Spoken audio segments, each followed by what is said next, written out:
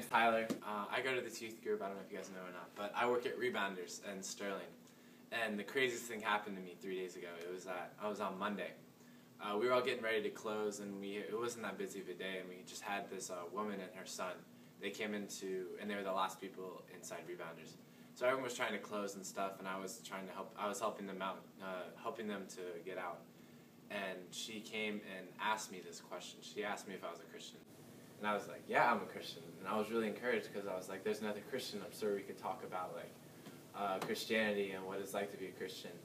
But she came from another direction, and she started challenging me on my beliefs. She brought up the idea that God was a woman and that he could be seen in a womanly figure. And at first I was like, red flag, like, oh my gosh, you can't say that. That's not true. But then she pulled out 5 or 6 verses on me. She pulled Revelations 20:17, which I'll show you guys right now. It says, the Spirit and the bride say, come, and let the one who hears say, come. And let the one who is thirsty come, and let the one who desires take the water of life without price. And she pulled out, that was one of the verses, that was the main verses that I remembered. And the main part was she was talking about the bride, and how the bride was separate. And that, at first it caught me off guard. I was like, wait, the bride, but in the Bible there's no other woman. And I was like taken aback for a little bit, but I still knew that it wasn't right. I knew deep down inside that it wasn't right. And so I told her, look, I can't believe what you're saying. You brought all these verses at me, and I understand you have an argument, but I can't believe it just because I have a gut feeling that it's not true. But let me take the verses that you've given me, go home, chew on them, look into them a little bit more, and then I can get back to you. And I gave her my number, and she said she was going to call me and invite me to church, to her church. And so I looked into the verses, and especially in the Revelations 22 verse, I looked into it, and I saw that the bride was actually the church.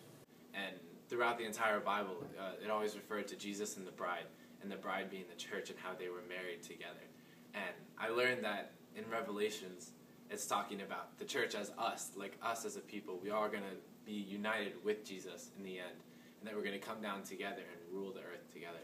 And that was completely separate from what she was trying to tell me. She was trying to tell me that the bride was another entity, something completely separate from Jesus, something completely separate from God, and something that we had to believe in. And looking back into that verse, I realized just how she was using the Bible in the wrong way. She was using the Bible to teach lies.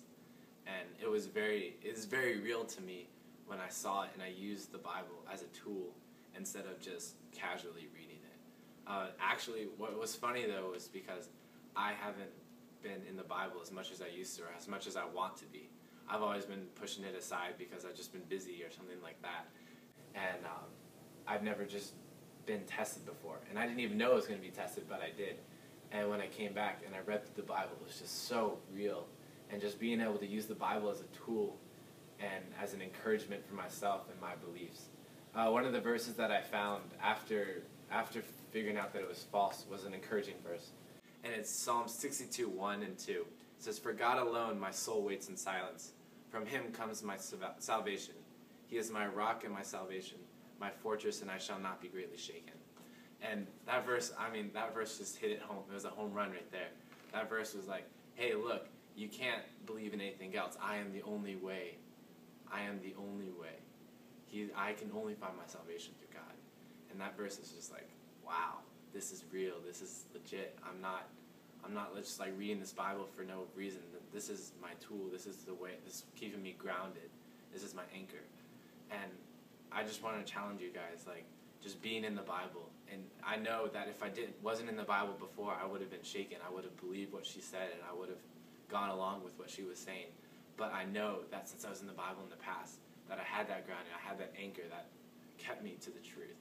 And I just pray for you guys. I pray that you guys will always be interested in reading the Bible, and that it won't be just a casual thing that you're dealing with, but it will be a tool for you, something that will ground you to salvation.